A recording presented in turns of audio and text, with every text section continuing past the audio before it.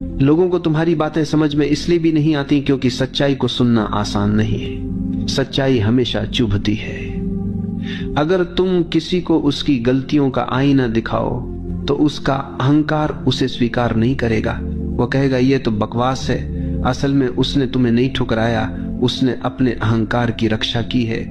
हर व्यक्ति वही सुनना चाहता है जो उसकी सुविधानुसार हो, जो उसके अहंकार को सहलाए। लेकिन जब तुम सच्चाई बोलते हो तो वो उसके खिलाफ जाती है, इसलिए तुम्हारी बातें उसे समझ में नहीं आती। समस्या ये भी है कि लोग शब्दों को समझते तो हैं लेकिन भाव को नहीं समझते।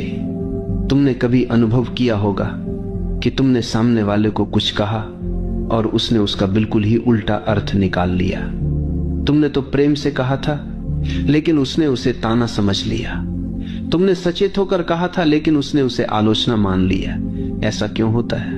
क्योंकि लोग शब्द सुनते हैं लेकिन भाव को नहीं पकड़ पाते, और भाव पकड़ने के लिए संवेदनशीलता चाहिए, मौन चाहिए।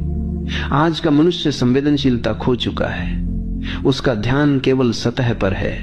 गहराई में जाने की उसकी क्षमता धीरे धीरे समाप्त हो गई। यही कारण है